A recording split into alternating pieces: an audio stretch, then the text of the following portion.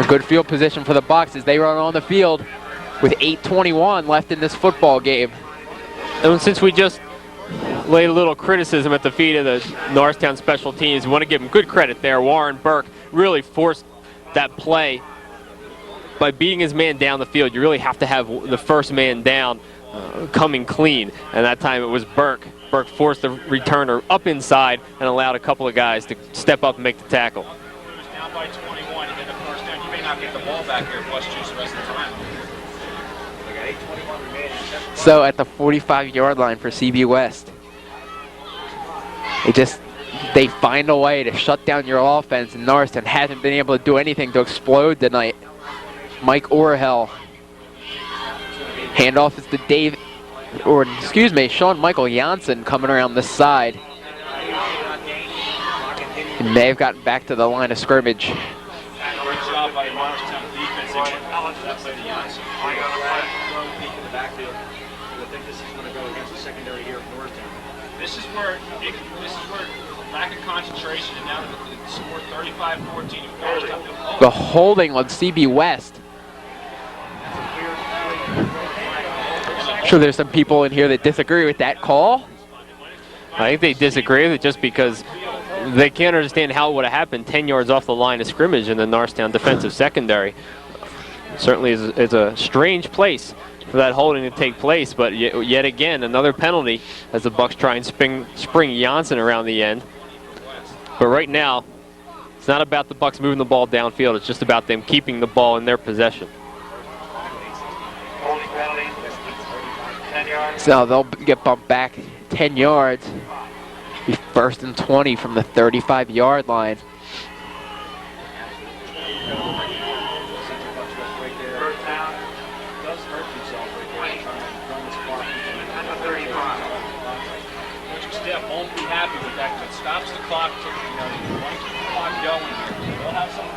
So 8 minutes left in this fourth quarter. West just trying to keep the ball right here. Orhel the handoff to Picciotti. 5, 6, 7 yards. He just, after that first hit, you know he's getting at least 2, 3 more. He gets out just past the 40-yard line. And one of the things the Eagles have really not done tonight is gang tackle. It's necessary to gang tackle Dustin Picciotti the way he runs, with the shoulders so low, and he just keeps moving straight ahead. And the Eagles have really had no more than 1 or 2 guys to tackle, and that's allowed Picciotti to get to 7, 8 yards of carry. So the Eagles have dropped into a 4-4 and actually have 5 men lined up just behind the line of scrimmage. But so far, the linebackers have not been quick enough to plug the holes. 2nd and 14. Orhel on the keeper. Got a first down. He is tackled at about the 34-yard line. And Walt, I said something earlier in this half about how we haven't seen Mike Orhel on a keeper. Well, there it is, and it got him a lot of yards. And it's just another choice that the Bucks can go to. And right now, as Norristown is trying to key on Dustin Picciotti, they have Orhel keeping it around the end. Certainly something that he is very capable of doing. And now, as this game is winding down and Norristown's keying on Picciotti, Mike Pettin has found a spot for Mike Orhel to carry the ball. CB West will call a timeout.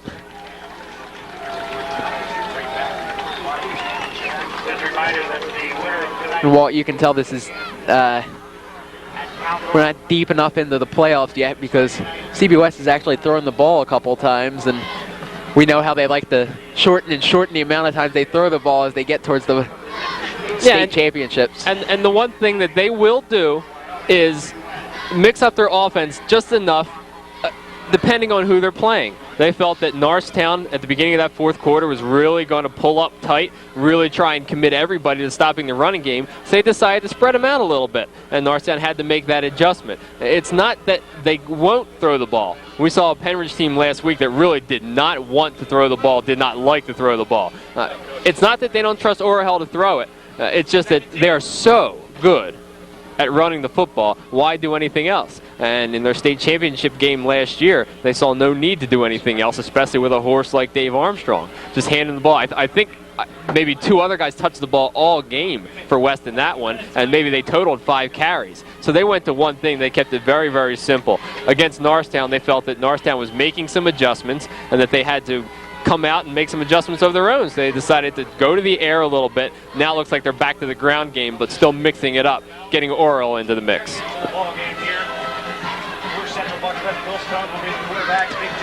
Bill Stone, the new quarterback for the Bucks. They appear to have their second team in. Pitches out to number 25, Chris Ortiz, and he will get stopped about 2 or 3 yards behind the line of scrimmage. Well, and if you happen to scoop up a fumble right now from the Bucks, if you're Norristown, you better be looking at that end zone because Bill Stone's a linebacker. That's no quarterback in there. That's no backup safety. This guy's a starting linebacker, so Bill Stone now going 2 ways for the Bucks. Second down for CB West. Stone will get to the outside. He breaks a tackle, breaks another one. Is wrestled out of bounds. So Walt, that CB West offensive unit getting a well-deserved rest as they had their way with Norristown tonight on the offensive side of the ball. And the obvious reason for the changes, you want to protect guys, keep them from injury. Looks like at this point with 6 minutes left, Central Bucks West will be moving on to the state playoffs against the District 2 champion. And they're going to give their reserves some time and get them some experience. That's number 12 right there, Phil DiGiacomo.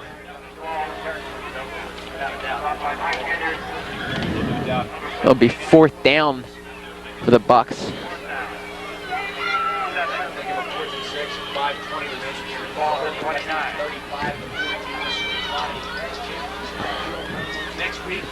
So with 5:20 left in this 4th quarter, Norristown's magical season coming to an end. They did some spectacular things this year. They're finishing out here against CB West. Stone on 4th down. Pitches to Did, and he is not going to get it. Norristown will get the ball back. About 5 minutes. Phil DiGiacomo stopped on that play. Norristown with the ball back at about the 32, 33 yard line.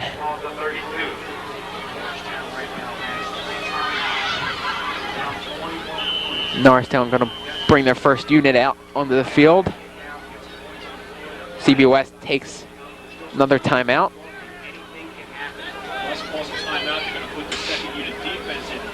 You can see Chris Blake still deep in that huddle, still wants to get something done here. This is going to be his last football game as a high school player, but Chris Blake knows he wants to go out in style, and he's had a tremendous year.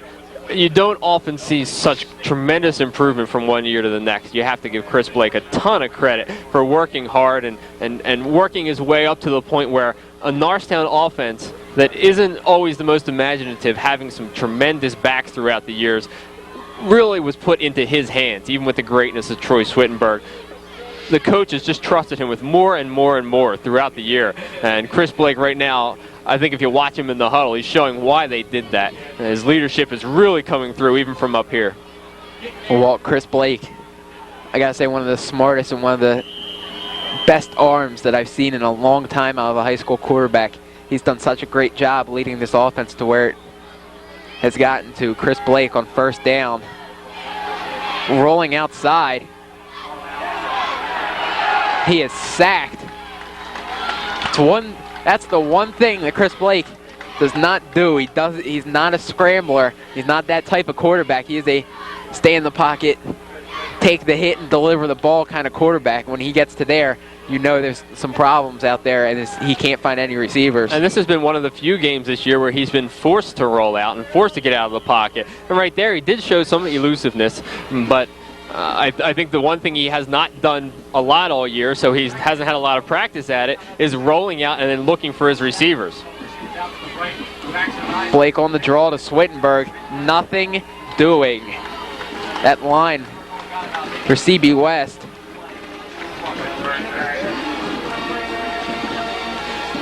We are looking at some unfamiliar numbers out there, so it's a lot of a second-team defense for West as well. So it's another group of guys who have something to prove.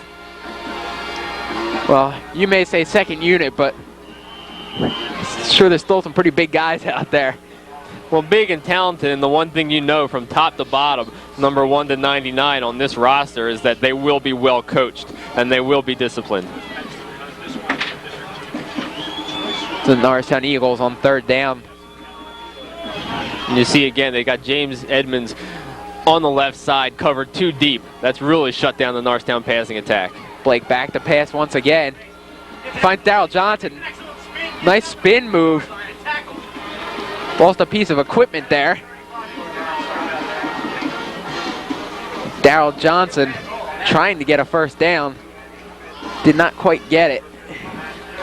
Norristown there used the coverage of the defensive backs to clear out some underneath room for Darryl Johnson. It's been something that they've had success with here in the second half, but it was not available in the first half with such great coverage from the linebackers. Really no underneath room at all. And in that case, with Central Bucks West now dropping back into some deeper coverages, allowed some clear out room for Darryl Johnson. Maybe the last offensive play we'll see from Norristown right here on fourth down.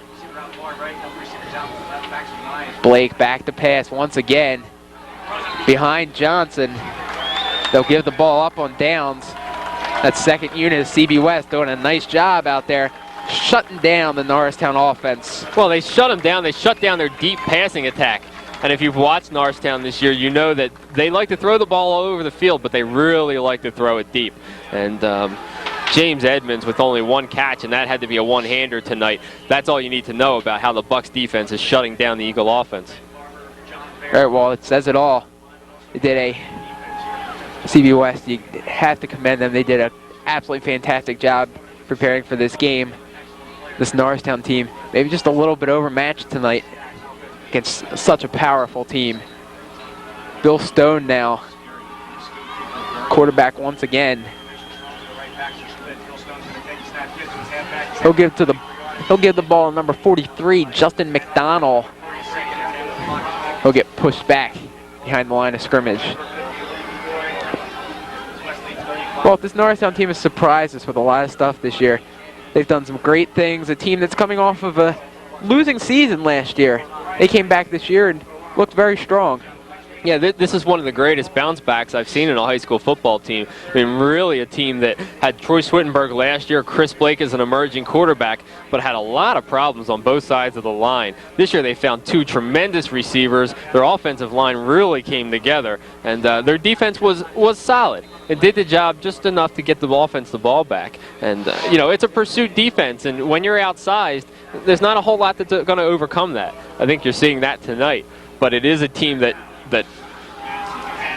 is full of some seniors, and those seniors went through a tough season last year, a season that Norristown teams really aren't used to.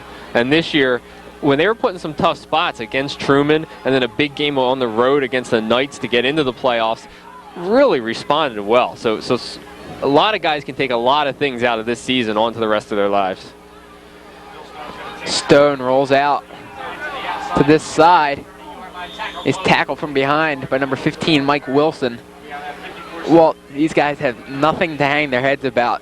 They will go down as the best team in Norristown history because this is the team that made it to the playoffs. This is the team that broke it there. This is the team that set the standard for teams ahead of them. And, you know, they know that. And their leaders know that. And Chris Blake said as much after last week's game. He said, we know we were part of history and that everything we did, we were making Norristown history. And, you know, that's what they were going on last year. That's where they got up the pride to come back against Penridge. That's how they overcame those turnovers and said, hey, you know, Chris Blake said, give me the ball back. Let's go do it. And they knew all along that they're in a spot that Norristown teams haven't been in. You know, it's uncharted territory. And let's hope that Norristown teams in the future can build on the tradition that this team has put down. Delay game penalty against the Bucks.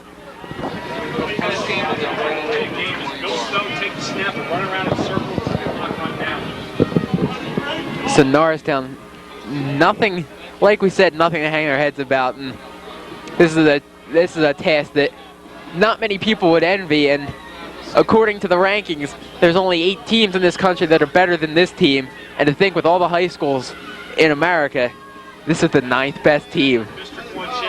Yeah, and Berwick out in Western Pennsylvania is number 4 on that USA Today poll that we've been citing tonight. Central Bucks West may meet them a little bit later.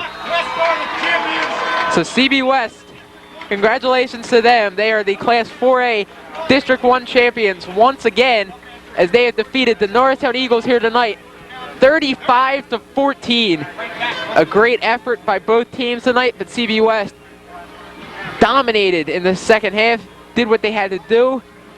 Folks, we'll be right back in a little bit to give you our post-game show.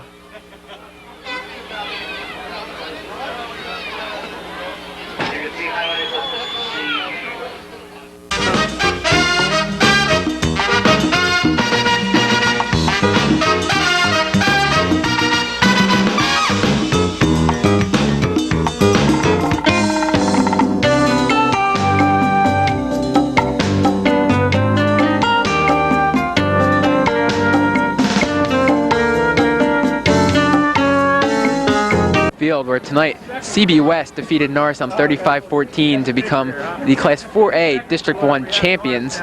Well, tough game for the Norristown Eagles tonight, playing against a very tough CB West team that just did everything that they had to do to win. Yeah, well, there's really no way that you can relate any team to Central Bucks West, and they're just such a different team. You know, other teams have their strengths, have their weaknesses. This is a team that does not have any weaknesses. They run the ball better than anybody you will ever see at the high school level, and they have for years. So it's a team that, even though you can say, okay, Norristown may be 3 behind them in the rankings, you can't evaluate Central Bucks West like that. You just have to watch them play a game like they did tonight. And Norristown never really got anything. They had 2 spectacular plays tonight, never really got anything going, and you never saw that flow that you usually see from a Norristown team. Absolutely, and you need that flow to beat the Bucks. You need the consistent play throughout the game. You know, you're going to need a big play here and there to beat them, and the big plays were Schwittenberg's 65-yard touchdown run and Audley Stewart's return of the fumble for a touchdown when Norristown really needed a big play. But in this case, that's really all Norristown had to go on tonight, were those 2 big plays. Well, we want to congratulate and let CB West know that they had a very good game tonight, and we want to congratulate them, wish them luck as they go along. Now let's talk about the season a little bit. Norristown, absolutely fantastic season, magical. They had a couple of close games early in the year against Westchester, Henderson, and Pennsbury. Not what we expected to see. Personally, I didn't know that they'd get this far, but you have to give them credit. They did a great job. Well, when you see a game at the beginning of the year, you know, it was a pretty close score. And Norristown was not a team that was going to blow a lot of people out just because they were a big play, but they weren't extremely consistent. Their offense wasn't really built on one solid foundation. They did a lot of different things. They like to experiment a little bit, and they were always trying some new plays. So it was a team at the beginning of the year, you had no idea what you were going to see. I mean, who, aside from maybe the coaches, knew you were going to have such great receivers in Damian Solomon and James Edmonds? Who knew Chris Blake would mature this much from game to game? And certainly from last year to this year. And Troy Swittenberg was your one constant, but even the running of Troy Swittenberg, depending on the offensive line coming together, and it really came together well. Norristown was lucky to not have any injuries on that line, and as that line came together, you saw them get better and better and more confident. Well, if you talk about the Norristown Eagles, you have to talk about the 2 guys who go out every game and call the coin toss. And those 2 guys are Troy Ellis and Chris Blake. And those guys, they don't just call the toss, they do great stuff. And they did great stuff on the field this year. Yeah, those are their 2 captains, and captains certainly not in name only. You could see those guys being leaders on the field. I'm sure you in school saw them leading the whole team, you know, off the field as well, and you can tell that those guys were leaders in the locker room. Yeah, we didn't mention Troy Ellis a lot tonight, but Troy Ellis has been a tremendous 2-way player for Norristown. You know, he's an offensive lineman who's very, very quick. He liked to get out and pull and lead block for Troy Swittenberg. Very unselfish. I mean, he was in some spots where he went against the toughest guy on the other side, but Troy Ellis was you could always tell he was in the game till the very end, and that's what being a captain's all about. And these seniors from this Norristown team are definitely going to be missed.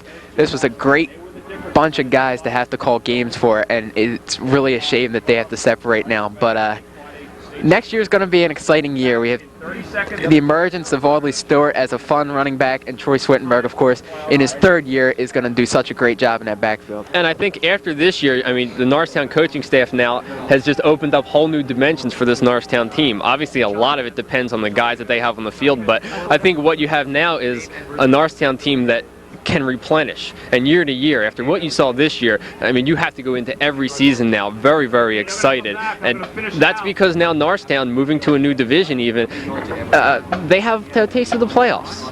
And they know what it's like. Now they've been through that. And that you can't even measure how much that helps a team to grow throughout the tradition and the history of their program. When one team can break the ground like this one does, you know, some younger guys say, hey, why not us? Well, congratulations to those guys. They are definitely the best Norristown team ever, and we hope that there'll be more good ones to come. We want to thank our Director of Communications, Mr. Tony Coya, tonight for letting us bring you this game, our cameraman Carl Baker, and our statistician Garrett Hickman. Everybody's done such a wonderful job this year. For Walt Fry, I want to thank you for doing the games with us this year. You did a very nice job. Thank you. Thank you. It was fun doing them with you, and hope you have another enjoyable season next year. So we want to thank everybody for watching. We thank you for your support during all the season, and we'll see you next year on Norristown Area High School football. Here to play Central Bucks West, and they're going to have their hands full with the